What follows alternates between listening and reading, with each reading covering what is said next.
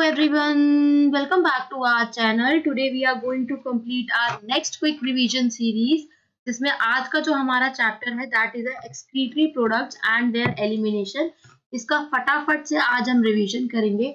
इसके अलावा I have to tell you one more thing कि हमने जो एनसीईआरटी बेस्ड बायोलॉजी सीरीज थी वो पूरी कंप्लीट कर चुकी है और हमने नीट के प्रीवियस ईयर क्वेश्चन पेपर की भी एक सीरीज स्टार्ट की है जिसमें हम लास्ट 10 इयर्स के क्वेश्चन पेपर कर रहे हैं, जिसमें आज जो वीडियो अपलोड होगी that is of 2017 paper. So stay tune with our channel. आज का जो अपना रिवीजन है that is a quick revision series, उसको स्टार्ट करते हैं। तो अगर हम बात करें excretory products and their elimination की, तो जितने भी एनिमल्स होते हैं वो सारे ammonia, urea, uric acid, carbon dioxide, water, ions like sodium, potassium, chlorine, phosphate, sulphur, ये सब के सब एक्यूमुलेट करते हैं। एक्यूमुलेट मतलब इकट्ठा करते हैं या फिर अपनी मेटाबॉलिक एक्टिविटी से या फिर कुछ अदर मीन से लाइक इंजेक्शन। इसके अलावा अमोनिया, यूरिया और यूरिक एसिड की बात करें तो ये सबसे ज्यादा मेजर फॉर्म्स है नाइट्रोजनस वेस्ट की जो कि एनिमल्स एक्सक्रीट करते हैं। अमोनिया की बात करें तो सबसे ज्यादा टॉक्सिक होता है। यूरिक एसिड की बात करें तो लीस्ट टॉक्सिक होता है। जो ज्यादा टॉक्सिक होता है उसके लिए ज्यादा अमाउंट ऑफ वाटर की रिक्वायरमेंट होती है ताकि उसका एलिमिनेशन हो सके बॉडी से। वेयर एज यूरिक एसिड की बात करें वहां पे मिनिमम लॉस ऑफ वाटर की रिक्वायरमेंट होती है। अगर एक्सक्रीशन की बात करें तो it is the elimination of a metabolic waste like ammonia, uric acid, urea from the tissues. तो एक्सक्रीशन होता क्या है? एक्सक्रीशन होता है जो भी मेटाबॉलिक वेस्ट है, जो भी आपकी बॉडी में वेस्ट प्रेजेंट है उसका एलिमिनेशन करना, उसे निकालना। लाइक अमोनिया किस किस को निकालते हैं? यूरिया, यूरिक एसिड को। इसके अलावा हम अगर पहले टॉपिक की बात करें दैट इज अमानोटेलिज्म, जिसमें क्या होता है हम एक्सक्रीशन करते हैं अमोनिया के। अमोनिया का अमानोटेलिक एनिमल्स कौन कौन से होते हैं? That is aquatic invertebrates, aquatic insects, bony fishes और aquatic amphibians. Whereas ammonia जो होता है हाईली टॉक्सिक होता है, इसलिए इसके एक्सक्रीशन के लिए हमें वाटर की रिक्वायरमेंट होती है। अमोनिया जो होता है हमारे वाटर में रेडिली सॉल्युबल हो जाता है, सॉल्युबल हो जाता है और वो डिफ्यूजन की हेल्प से एक्सक्रीटेड होता है थ्रू देयर बॉडी सरफेस या फिर गिल्स के सरफेस से। कहाँ देखने को मिलता है अगर गिल्स की बात करी जाए तो that is in fishes. Kidney की बात करें तो किडनी का जो कोई भी रोल नहीं होता इसमें रिमूवल के लिए। नेक्स्ट अगर हम बात करें यूरियोटेलिज्म की, तो इसमें हम यूरिया का एक्सक्रीशन करते हैं। और कौन कौन से यूरियोटेलिक एनिमल्स होते हैं? लाइक कार्टिलेजिनस फिशेस, टेरेस्ट्रियल और semi aquatic amphibians like frog, toads, aquatic और semi aquatic reptiles like alligator, turtles and mammals. तो हमारे लीवर में अमोनिया जो होता है वो कन्वर्टेड हो जाता है लेस टॉक्सिक यूरिया में, और वहां पे सिर्फ हमें थोड़े मॉडरेट क्वांटिटी ऑफ वाटर की रिक्वायरमेंट होती है ताकि हम एक्सक्रीशन कर सके। कुछ अमाउंट ऑफ यूरिया जो है वो किडनी में बना रहता है, किडनी के मैट्रिक्स में सम एनिमल्स की, ताकि वो ऑस्मोलैरिटी जो है उसको मेंटेन कर सके। Next is uricotelism, the process of excretion of uric acid. इसमें हम एक्सक्रीशन किसका करते हैं? यूरिक एसिड का, जो कि वाटर में इनसॉल्युबल होता है, लेस टॉक्सिक होता है, इसीलिए हमें वाटर की रिक्वायरमेंट बहुत कम होती है इसके एक्सक्रीशन के लिए। अगर यूरिकोटैलिक एनिमल्स की बात करें तो कुछ इंसेक्ट्स होते हैं, कुछ लैंड क्रस्टेशियंस होते हैं, लैंड के स्नैल्स होते हैं, टेरेस्ट्रियल रेप्टाइल्स होते हैं, बर्ड्स होते हैं। अगर हम बात करें तो हमारा जो यूरियोटेलिज्म है और यूरिकोटेलिज्म है, इन दोनों में वाटर की रिक्वायरमेंट बहुत कम होती है, तो हम कह सकते हैं they are needed for water conservation. तो इनको हम वाटर कंजर्वेशन के लिए भी ये जरूरी है। कौन कौन? Ureotelism and uricotelism. और अमोनोटेलिज्म क्यों नहीं है? क्योंकि यहाँ पे इसकी एक्सक्रीशन के लिए बहुत ज्यादा अमाउंट ऑफ वाटर की रिक्वायरमेंट होती है। नेक्स्ट अगर हम बढ़ते हैं तो कुछ एक्सक्रीटरी स्ट्रक्चर्स प्रेजेंट हैं, जिसमें से अगर हम प्रोटोनेफ्रीडिया की बात करें तो प्रोटोनेफ्रीडिया फ्लेम सेल्स यानी कि फ्लैट वर्म्स, फ्लैटी एल्मेंथिसिस में देखने को मिलता है। इसके अलावा रोटीफर्स, सम एनालिड्स, सिफेलोकॉर्डेट्स। अगर प्रोटोनेफ्रीडिया की बात करें तो वो ऑस्मो रेगुलेशन में भी हेल्प करता है, that is in platyhelminthes, platforms, example planaria. Nephridia की बात करें तो नेफ्रीडिया के बारे में हमने एनिमल किंगडम में एनालिड्स में पढ़ा था, जिसका काम होता है नाइट्रोजनस वेस्ट को रिमूव करना और ऑस्मो रेगुलेशन को मेंटेन करना। वेयर एज मालपीजियन टिब्यूल्स की बात करें तो ये हमें इंसेक्ट्स में देखने को मिलता है, दैट इज ऑन ऑर्थोपोडा, जो कि हेल्प करता है ताकि रिमूवल हो सके नाइट्रोजनस वेस्टेज का और ऑस्मो रेगुलेशन हो सके। वेयर एज एटिनल और ग्रीन ग्लैंड्स की बात करें तो ये कहाँ देखने को मिलते हैं, क्रस्टेशियंस और प्रॉन्स में, और किडनी कहाँ देखने को मिलती है, इन हायर एनिमल्स में। नेक्स्ट अगर हम ह्यूमन एक्सक्रीटरी सिस्टम की बात करें तो इसमें हमें क्या क्या देखने को मिलता है, किडनी, यूरेटर, यूरिनरी ब्लैडर और यूरेथ्रा। ठीक है, this is a diagram of excretory system, urinary system, जिसमें ये इंफीरियर वेना कावा है, this is a adrenal gland जो कि एंटीरियर पोर्शन ऑफ किडनी में प्रेजेंट है, ये पेल्विस है, दिस इज अ मेडुला, ये बाहर वाला आउटर वाला कॉर्टेक्स है, this is a kidney, this is a renal vein, this is a renal artery. ठीक है, अगर ये इंफीरियर वेना कावा है तो this is a dorsal aorta, ये जो है that is a ureters, these are urinary bladder and this is a urethra. ठीक है, सो ये सारी चीजें इन्वॉल्व होती है ह्यूमन एक्सक्रीटरी सिस्टम में। तो अगर हम किडनी की बात करें तो किडनी कैसी होती है, रेडिश ब्राउन कलर की होती है, बीन शेप स्ट्रक्चर की होती है, कहाँ प्रेजेंट होती है, लास्ट थोरासिक और थर्ड लंबर वर्टिब्री के बीच में। ठीक है, मतलब लास्ट थोरासिक मतलब टोटल थोरासिक कितने होते हैं, 12, तो 12 थोरासिक और थर्ड लंबर के बीच में प्रेजेंट होती है कौन, किडनी। लेंथ होती है 10 to 12 centimetre, weight 5 to 7, thickness 2 to 3 centimetre, और एवरेज वेट होता है 120 से लेके 170 ग्राम। नेक्स्ट अगर हम बात करें तो ये किसमें एनक्लोज होती है, एक टफ कलर की लेयर होती है जिसमें 3 लेयर प्रेजेंट होती है, रीनल, जिसे हम रीनल कैप्सूल कहते हैं। On the concave side of a kidney, concave side of the kidney में एक ओपनिंग होती है जिसे हम हाइलम कहते हैं या फिर हाइलस कहते हैं, जहां से सारी blood vessels, nerve, lymphatic ducts और यूरेटर जो है वो एंटर करते हैं किसमें, किडनी में। नेक्स्ट अगर हम बात करें नेक्स्ट अगर हम बात करें जो हाइलम है वो किससे लीड करता है, दैट इज एक फनल शेप कैविटी के साथ, जिसे हम रीनल पेल्विस कहते हैं, जहां पे बहुत सारे उस रीनल पेल्विस में प्रोजेक्शन होते हैं जिन्हें हम कैलिक्स कहते हैं। ठीक है, एक किडनी के दो सरफेस होते हैं, आउटर को कॉर्टेक्स, इनर को मेडुला कहते हैं। मेडुला के अंदर कुछ फ्यू कॉनिकल प्रोजेक्शन होते हैं जिसे हम मेडुलरी पिरामिड्स कहते हैं या कह लो रीनल पिरामिड्स कहते हैं, जो कि किसमें प्रोजेक्ट होते हैं, इनटू द कैलिक्स। ठीक है, कॉर्टेक्स जो है वो एक्सटेंड करता रहता है in between the medullary pyramids as a, अगर कॉर्टेक्स जो है वो एक्सटेंड कर रहा है, जो मेडुलरी पिरामिड के बीच में ये जो होता है इसको हम क्या कहते हैं, that is a renal column या फिर कॉलम्स ऑफ बर्टनी। एक किडनी के अंदर कितने ट्यूबुलर नेफ्रॉन प्रेजेंट होते हैं, दैट इज अ 1 मिलियन। ये नेफ्रॉन्स क्या होते हैं, that is a structural and functional unit of kidney. और किडनी के अंदर कितने नेफ्रॉन्स होते हैं, 1 मिलियन तक। नेक्स्ट अगर हम बात करें, नेफ्रॉन्स क्या है, स्ट्रक्चरल और फंक्शनल यूनिट है किडनी के। हर नेफ्रॉन के अंदर दो पार्ट्स होते हैं, एक को ग्लोमेरुलस, दूसरे को रीनल ट्यूब्यूल कहते हैं। अगर हम ग्लोमेरुलस की बात करें तो ग्लोमेरुलस के अंदर क्या होता है, एक टफ्ट ऑफ कैपिलरीज होती है, बहुत सारी कैपिलरीज होती हैं जो कि किससे बनती है, एफरेंट आर्टरियोल से बनती हैं। एफरेंट आर्टरियोल क्या है, that is a fine branch of renal artery, और blood from glomerulus is carried away from the by efferent arteriole. ठीक है, और अगर ब्लड प्रेजेंट है इस ग्लोमेरुलस के अंदर, जो ब्लड प्रेजेंट है उसको दूर कौन लेके जाता है, that is a efferent arteriole, और पास कौन लेके आता है, that is a efferent arteriole. ठीक है, रीनल ट्यूब्यूल की बात करें तो इसमें एक double wall cup like shape structure present होता है जिसे हम बोवंस कैप्सूल कहते हैं, जिसके अंदर ग्लोमेरुलस प्रेजेंट होता है। ठीक है, इसके अंदर ग्लोमेरुलस प्रेजेंट होता है, that is in a Bowman's capsule. ठीक है, अगर उसी ग्लोमेरुलस और बोवंस कैप्सूल को एक साथ बोल दें तो हम क्या बोलते हैं, दैट इज अ मालफीडियन ट्यूब्यूल। ठीक है, सो ये होता कैसा है, अगर हम इसकी बात करें तो it is something like that. ठीक है, इसके अंदर ये ग्लोमेरुलस प्रेजेंट है, ये जो बाहर वाला है that is a Bowman's capsule. ठीक है, and this is a glomerulus.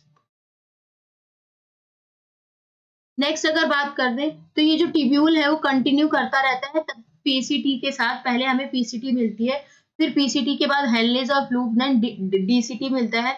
अगर हम हेलने ऑफ लूप की बात करें तो ये किस शेप का होता है, that is a air pin shape का होता है।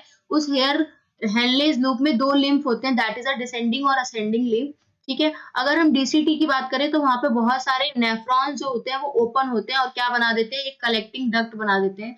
वही कलेक्टिंग डक्ट एक्सटेंड करता है cortex to the inner part of the medulla. वो जो कलेक्टिंग डक्ट है वो कहां से एक्सटेंड होते हुए आ रहा है, दैट इज कॉर्टेक्स से लेके इनर मेडुला तक। So they coverage and open their renal pelvis, open, इसके बाद वो ओपन हो जाती है रीनल पेल्विस में, किस वजह से, मेडुलरी पिरामिड्स की वजह से इन द कैलिक्स। ठीक है, मालफिगियन ट्यूब्यूल की बात करें, मालफिगियन बॉडी की बात करें, दैट इज अ रीनल कॉर्पल्स की बात करें। मालफिगियन बॉडी में कौन कौन होता है, ग्लोमेरुलस और बोवंस कैप्सूल। इसके बाद पीसीटी डीसीटी, ये सारे के सारे कहाँ सिचुएटेड होते हैं, ये सारे के सारे कॉर्टेक्स में होते हैं, और जो हेले ऑफ लूप होता है वो कहाँ होता है, मेडुला में। याद रखना हेल्ने ऑफ लूप सिर्फ मेडुला में होता है, बाकी सारे कॉर्टेक्स रीजन में होते हैं। अगर इफरेंट आर्टरियोल की बात करें तो यहाँ पे एक फाइन कैपिलरी नेटवर्क होती है जिसे हम पेरिट्यूबुलर कैपिलरीज कहते हैं, जो कि कहाँ प्रेजेंट होती है, रीनल ट्यूब्यूल के आसपास प्रेजेंट होती है। और वहीं पर एक मिनट वेसल देखने को मिलती है नेटवर्क की, जो कि हेल्ने ऑफ लूप के साथ पैरेलल चलती है। ठीक है, जैसे जैसे हेल्ने ऑफ लूप चलता है उसी के पैरेलल में एक और नेटवर्क मिनट वेसल्स चल रही होती है, जिसे हम क्या कहते हैं, that is a U shaped वासा रेक्टा। क्या बोलते हैं उसे, वासा रेक्टा बोलते हैं, और उस वासा रेक्टा की क्या शेप होती है, that is a U shape. ठीक है, so this is a diagram that is given in NCERT. यहाँ पे ये लॉन्गिट्यूडनल सेक्शन दिया हुआ है किडनी का। ठीक है, दीज आर रीनल कॉलम्स। ठीक है, ये देखो ये जो लाइंस है, these are medullary pyramid, this is a cortex. इस बाहर वाले को ही इसी को रीनल कैप्सूल कहते हैं। ठीक है, फिर ये दिस इज अ कैलिक्स। ठीक है, ये renal artery, renal vein, this is a ureter. ठीक है, नेक्स्ट अगर हम बात करें तो this is a diagram of nephron. ठीक है, ये किसका डायग्राम है, नेफ्रॉन का डायग्राम है। नेफ्रॉन में आपको क्या क्या देखने को मिलता है, दैट इज अ ग्लोमेरुलस और बोवेंस कैप्सूल। इन दोनों को हम मिला दें तो इन दोनों को हम क्या कहते हैं, दैट इज अ मालफिगियन बॉडी। ठीक है, नेक्स्ट बात करें, ये एफरेंट आर्ट्रियल होता है, ये इफरेंट आर्ट्रियल होता है। इफरेंट का काम होता है ब्लड को अवे करना। ठीक है, इसके बाद यहाँ दो हेल्ने ऑफ लूप देखने को मिलते हैं, डिसेंडिंग और असेंडिंग। हेल्ने ऑफ लूप की शेप क्या थी, that is a air pin, that is a hair pin. ठीक है, दिस इज अ वासा रेक्टा जो हेल्ने ऑफ लूप के साथ पैरेलल चलता रहता है। ये शेप क्या होती है, that is a U shape. ठीक है, this is a PCT, this is a DCT and this is a collecting. Clear है यहाँ तक। नेक्स्ट आगे बढ़ते हैं। दो तरीके के नेफ्रॉन्स होते हैं, एक होते हैं कॉर्टिकल नेफ्रॉन, एक होते हैं जक्टा मेडुलरी नेफ्रॉन। ज्यादातर 85% क्या होते हैं, दैट इज अ कॉर्टिकुलर नेफ्रॉन। इसमें क्या होता है, हेल्ने ऑफ लूप छोटा होता है और एक्सटेंड तभी करता है, और उसमें थोड़ा सा एक्सटेंड करता है जो कि किसकी तरफ जाता है, मेडुला की तरफ। और वासा रेक्टा इसमें एब्सेंट होता है या फिर हाईली रिड्यूस होता है इन कॉर्टिकल नेफ्रॉन्स। और ये कितने प्रेजेंट होते हैं, अबाउट 85%। वेयर एज अगर जक्टा मेडुलरी नेफ्रॉन की बात करें तो सिर्फ ये 15% प्रेजेंट होते हैं। इसमें हेल्ने ऑफ लूप बहुत लंबा होता है, लॉन्ग होता है, इसलिए ज्यादा अंदर तक मेडुला में डिप करता है, और इसमें वासा रेक्टा क्या होता है, प्रेजेंट होता है। नेक्स्ट अगर हम बात करें यूरिन फॉर्मेशन की, तो यूरिन फॉर्मेशन जो है वो 3 तरीके से होता है, that is a glomerular filtration, reabsorption, secretion, जो कि हेल्प करता है। ये कहाँ प्रेजेंट है, that is in a nephron के डिफरेंट डिफरेंट पार्ट्स में अपना फंक्शन करते हैं। ठीक है, तो अगर हम बात करें ग्लोमेरुलर फिल्ट्रेशन की, ठीक है, तो ग्लोमेरुलर कैपिलरी का जो ब्लड प्रेशर है वो क्या करता है, फिल्ट्रेशन करता है ब्लड का। ठीक है, कौन, दैट इज जो ग्लोमेरुलर कैपिलरी की ब्लड है, जो ग्लोमेरुलर कैपिलरी है वहां का जो ब्लड प्रेशर है वो कॉज करेगा कि फिल्ट्रेशन होने लग जाए ब्लड का 3 लेयर की वजह से। पहली लेयर एंडोथीलियम की वजह से, that is a glomerular blood vessels की जो लेयर होती है। इसके बाद epithelium of Bowman's capsule, then a basement membrane between present two. ठीक है, तो एपिथेलियम और एंडोथीलियम के बीच में बेसमेंट मेम्ब्रेन प्रेजेंट होती है। तो ब्लड मतलब ग्लोमेरुलर कैपिलरी चाहती है कि ब्लड का क्या हो, फिल्ट्रेशन हो इन तीनों लेयर से। ठीक है, इसके बाद epithelial cells, that is a podocytes, कहाँ प्रेजेंट होती है, बोवेंस कैप्सूल में।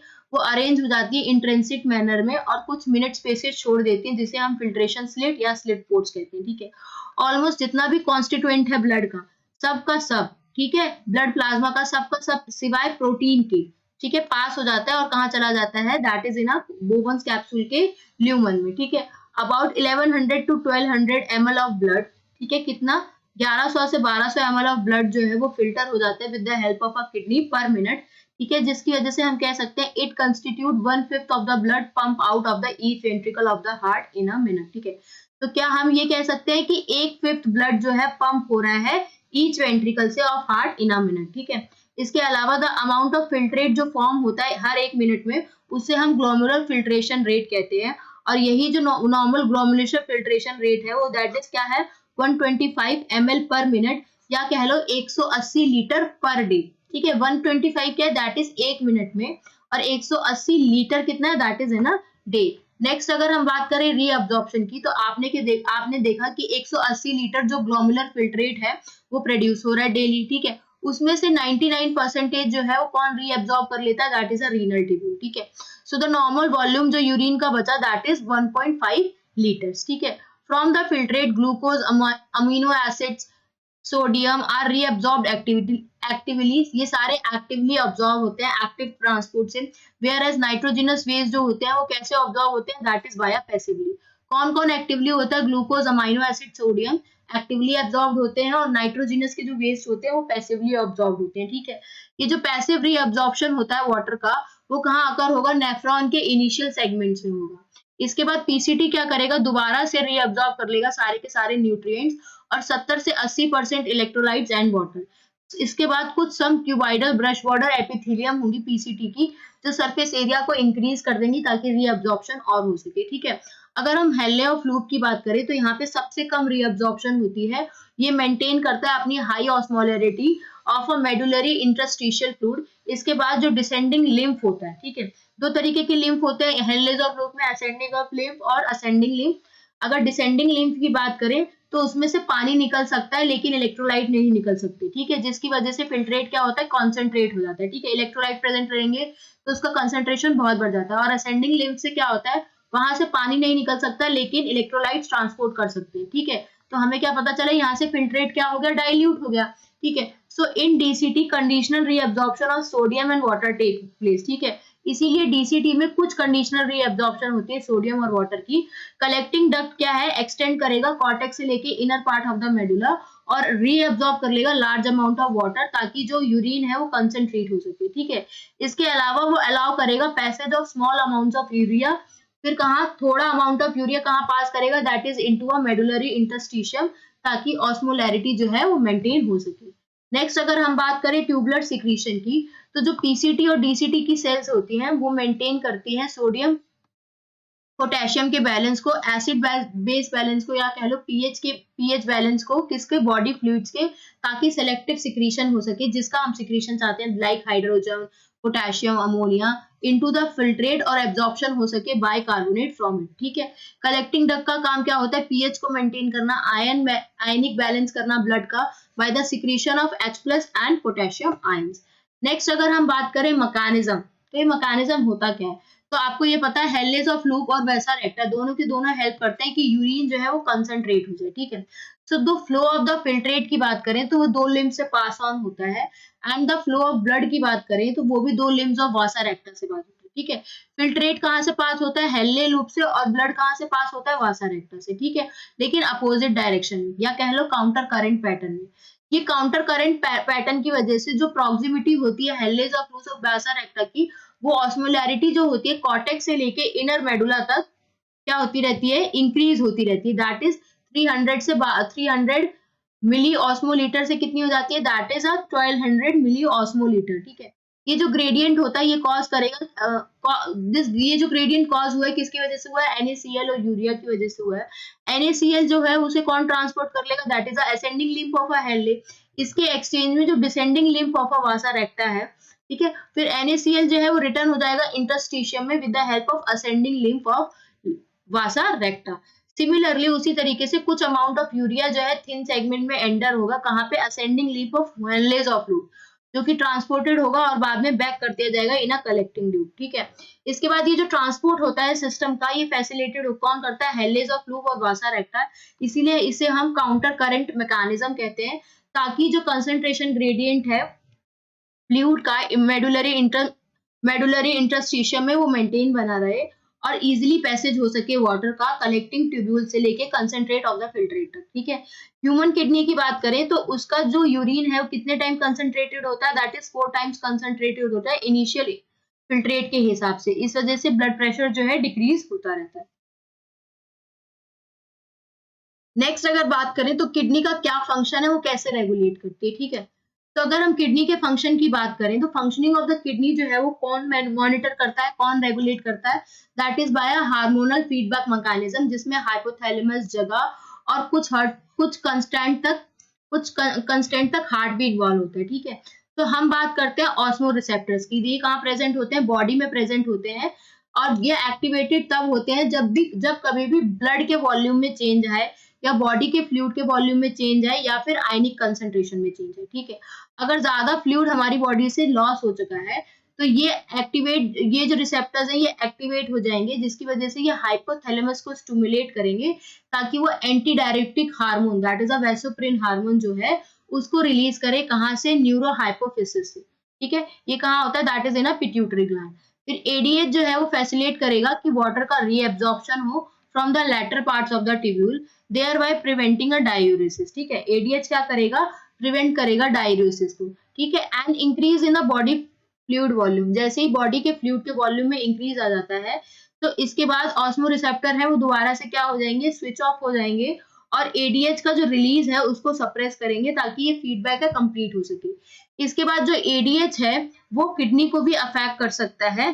ठीक है, by constricting effect of blood vessel, वो जो ब्लड वेसल्स होते हैं उन्हें कंस्ट्रिक्ट करके। ठीक है, जिसकी वजह से ब्लड प्रेशर जो है वो क्या हो जाता है, इंक्रीज हो जाता है। नेक्स्ट अगर हम बात करें, अगर कभी भी ब्लड प्रेशर में इंक्रीज हो गया है या फिर ग्लोमुलर के ब्लड फ्लो में इंक्रीज हो गया है तो कह सकते हैं जीएफआर में इंक्रीज हो गया। ठीक है, तो जो इसमें जो जगह है दैट इज JGA वो बहुत ज्यादा कॉम्प्लेक्स रेगुलेटरी रोल प्ले करते हैं।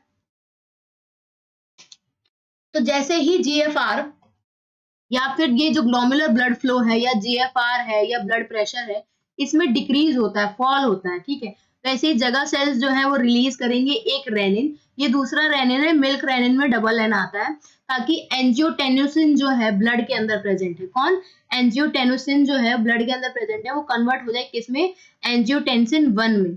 ठीक है, इसके बाद वो कन्वर्ट हो जाए एंजियोटेंसिन 2 में। ठीक है, ये जो एंजियोटेंसिन 2 है ये पावरफुल वैसोकंस्ट्रिक्टर होता है, ये क्या करेगा, इंक्रीज कर देगा ग्लोमुलर ब्लड प्रेशर को या फिर कह लो जीएफआर को। ठीक है, एंजियोटेंसिन 2 जो है वो एड्रिनल कॉर्टेक्स को रिलीज करता है, एड्रिनल कॉर्टेक्स को भी एक्टिवेट करता है ताकि वहां से एल्डोस्टेरॉन रिलीज हो सके। ठीक है, एल्डोस्टेरॉन क्या करेगा, सोडियम का रीएब्जॉर्प्शन कर लेगा, वाटर का रीएब्जॉर्प्शन कर लेगा, कहाँ के, टिब्यूल के डिस्टल पार्ट से, जिस वजह से इंक्रीज हो जाएगा ब्लड प्रेशर और जीएफआर। ठीक है, ये जो कॉम्प्लेक्स मैकेनिज्म है इसे हम क्या कहते हैं, रेनिन एंजियोटेंसिन मैकेनिज्म। ठीक है, इसके अलावा कभी भी ब्लड का फ्लो फिर से इंक्रीज हो जाता है, कहाँ पे, आर्टरिया में। आर्टरिया कहाँ प्रेजेंट होता है, हार्ट में, तो वहां पर भी एक फैक्टर रिलीज होता है दैट इज आर्टरियल नाइट्रोयूरेटिक फैक्टर, जिसका काम क्या होता है, वो वैसो डायलेशन करेगा, मतलब ब्लड वेसल्स को क्या करेगा, डायलेशन करेगा, जिसकी वजह से जो प्रेशर है, ब्लड प्रेशर है वो डिक्रीज हो जाएगा। और ये जो एनएफ मैकेनिज्म होता है therefore act as a check on the renin angiotensin mechanism. ठीक है, नेक्स्ट अगर हम बात करें मिक्सचुरेशन की।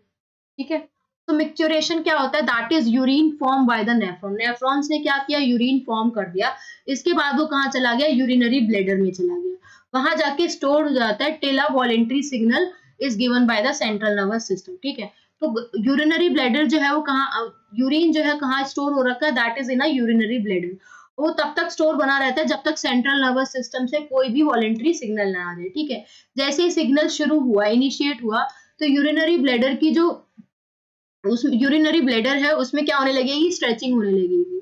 क्यों, क्योंकि वो किससे भरी हुई है, यूरिन से भरी हुई है, जिसके रिस्पॉन्स में जो स्ट्रेच रिसेप्टर प्रेजेंट होंगे ब्लैडर की वॉल पे, तो ब्लैडर की वॉल पे दूसरे रिसेप्टर प्रेजेंट होते हैं that is a stretch receptor, वो सिग्नल भेजेंगे कहाँ पे, सीएनएस पे, और सीएनएस जो है वो कहाँ पास ऑन होगा, मोटर मैसेजेस में, ताकि जो स्मूथ मसल की कॉन्ट्रैक्शन है ब्लैडर में वो शुरू हो सके और फिर रिलैक्सेशन हो सके किसका, यूरिथ्रल स्पिंचटर का, जिसे हम कह सकते हैं कि यूरिन जो है वो रिलीज हो सके। ठीक है, तो पहले क्या होगा, दैट इज कॉन्ट्रैक्शन कहाँ होगी, smooth muscles of urinary bladder, whereas relaxation कहाँ होगी, यूरिथ्रल स्पिंचटर में, ताकि यूरिन का जो रिलीज है वो हो सके। ठीक है, इसके बाद प्रोसेस ऑफ यूरिन की बात करें जिसमें हम रिलीज करते हैं यूरिन को, उसे हम मिक्सचुरेशन कहते हैं, एंड द न्यूरल मैकेनिज्म जो इसे कॉज करता है उसे हम मिक्सचुरेशन रिफ्लेक्स कहते हैं।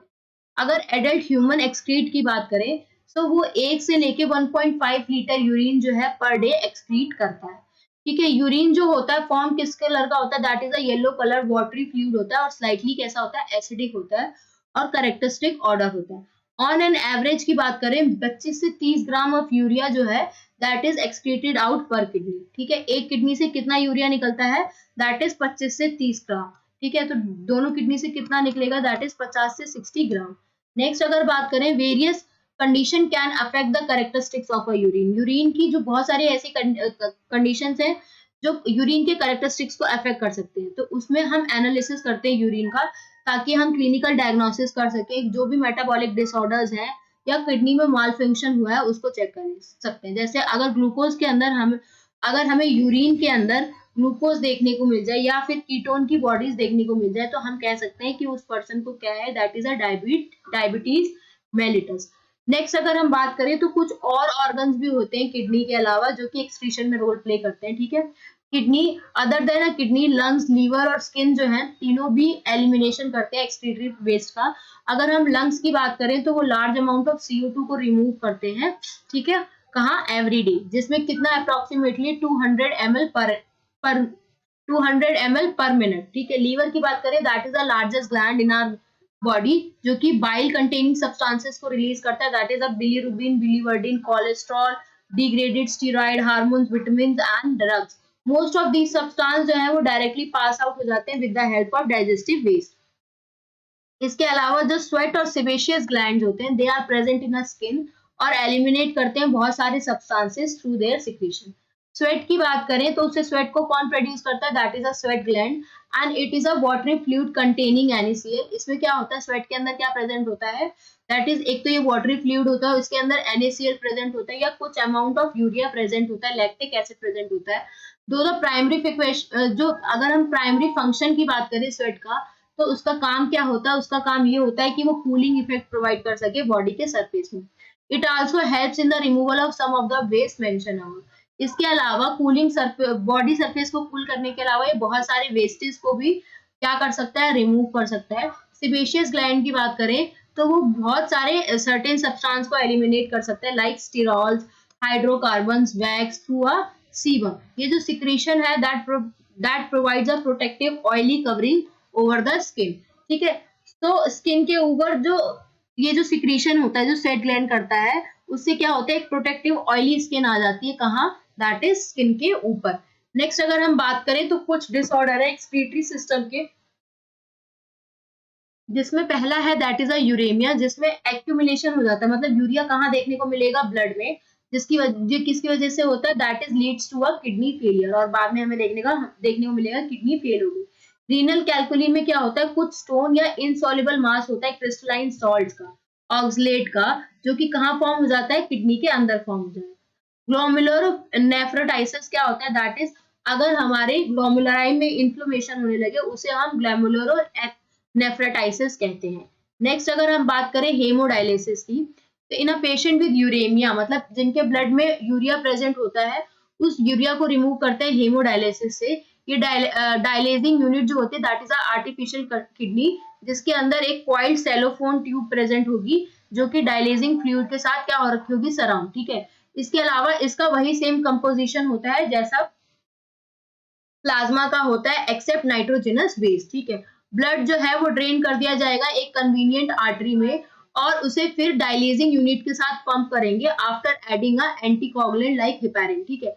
उसमें हेपारिन ऐड कर देंगे ताकि वो क्लॉट ना हो सके। सो ब्लड को कहाँ ड्रेन करेंगे? That is drain into a convenient artery, और उसे कौन पंप करेगा? That is a dialysing unit. ये जो तो पोरस होते हैं सेल फोन के मेम्ब्रेन के ट्यूब्स के, वो अलाउ करेंगे पैसेज ऑफ मॉलिक्यूल्स को कंसंट्रेशन ग्रेडियंट के बेस पे। नाइट्रोजनस बेस की बात करें तो that is absent in the dialysing fluid. तो डायलिजिंग फ्लूइड में नाइट्रोजनस बेस जो होते हैं एब्सेंट होते हैं। ये जो सब्सटेंस होते हैं फ्रीली मूव करते हैं, देयर बाय क्लियर क्या करते हैं? ब्लड करते हैं। ये जो क्लियर ब्लड होता है that is pump back to the body. फिर ये जो क्लियर ब्लड है वो बॉडी के पास दोबारा वापस चला जाएगा, कहाँ? वेन की हेल्प से, after adding a anti heparin into it. और उसमें फिर हम ऐड क्या करेंगे बाद में? Anti heparin. पहले क्या ऐड किया था? दैट इज अ एंटीकोगुलेंट, ठीक है। फिर बाद एंटीकोगुलेंट और एंटी हिपैरिन एक ही बात है, तो हिपैरिन ऐड करना है। इसके बाद जब क्लियर ब्लड हो जाएगा तो फिर तब भी हमें एंटी हिपैरिन ऐड करना है।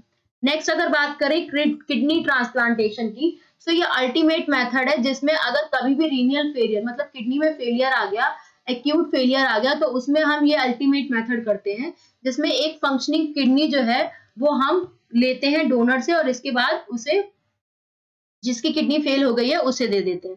इसमें क्या होता है? It is better to survive kidney from a close relative, और सबसे ज्यादा बेस्ट होता है कि अगर हम किडनी किसी अपने क्लोज रिलेटिव से ले तो उसमें ज्यादा सर्वाइव रिसीव करने के ज्यादा अच्छे चांस होते हैं, क्योंकि वहां पे चांसेस रिजेक्शन के, जो इम्यून सिस्टम ऑफ होस्ट जो होता है, हमारी बॉडी का जो होस्ट है, हम जो है, या कह लो हम होस्ट जो है, हम अगर हमारा इम्यून सिस्टम ही उसे रिजेक्ट कर देगा तो बहुत ज्यादा प्रॉब्लम हो जाएगी। इसीलिए किडनी जो है वो हम हमेशा अपने क्लोज रिलेटिव से लेते हैं ताकि जो हमारा इम्यून सिस्टम है उसे रिजेक्ट ना कर पाए, ठीक है। So this is all about the excretory product and their elimination. यहाँ पे हमारा पूरा चैप्टर खत्म होता है। Thank you so much all of you.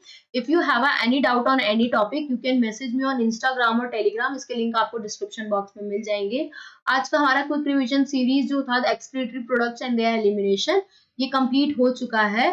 Next अगर हम बात करें तो हम लास्ट 10 ईयर पेपर्स के क्वेश्चन पेपर कर रहे हैं, जिसमें हमने 2013, 2014, 2015, 2016 ये सारे क्वेश्चन पेपर कर लिए हैं। इसके ए और बी पार्ट जो है हमने कर चुके हैं। नेक्स्ट आज जो हम करेंगे दैट इज 2017, ठीक है। तो यहाँ पे मैं अपना पूरा लेक्चर जो है वाइंड अप कर रही हूँ। Thank you so much once again. Have a nice day and have a nice day and have a great day to all of you, ठीक है। Thank you.